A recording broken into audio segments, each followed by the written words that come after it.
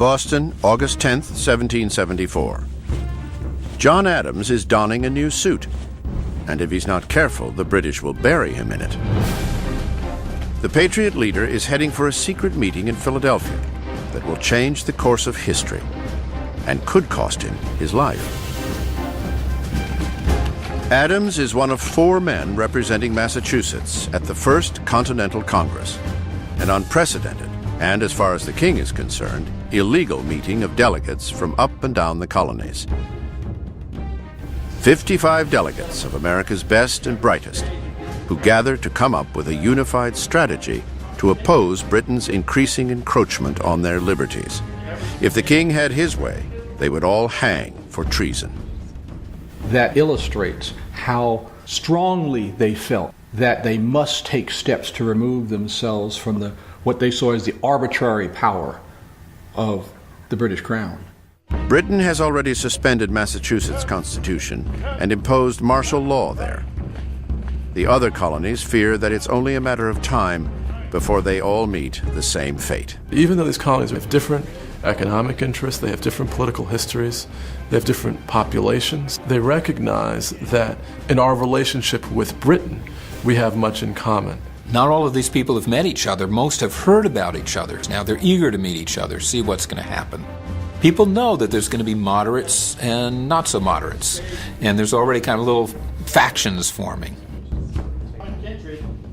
Joining John Adams from Massachusetts is another radical, 37-year-old John Hancock, a wealthy Boston merchant who has been using his considerable fortune to fuel the cause.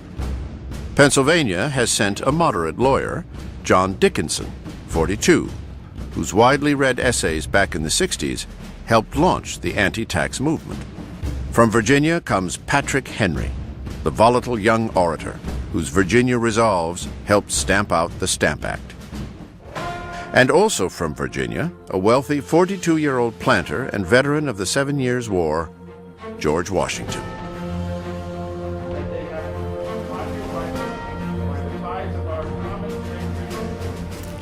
One of the problems is they all thought of themselves as Pennsylvanians, Rhode Islanders, South Carolinians, much more than they thought of themselves as Americans.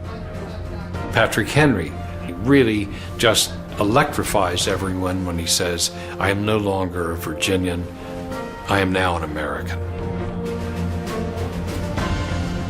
John Adams says the trick is to get 13 clocks to strike all at the same time, 13 ships to sail in the same formation. It's not easy. 13 conspirators against the crown. Finally, after 2 months of arguing and pontificating, the Congress adjourns with a unified message for England. Until colonial rights are restored, all 13 colonies will halt all trade with Great Britain. Local militias are to arm and stand in readiness. As one might expect, kings don't do well with ultimatums. No one tells the King of England what to do. The die is now cast. The colonies must either submit or triumph. I do not wish to come to severer measures, but we must not retreat. I trust they will come to submit. He makes the assumption that a simple show of force, of military might, will be enough to scare the rebels back to their senses. Not likely. Certainly not in Boston.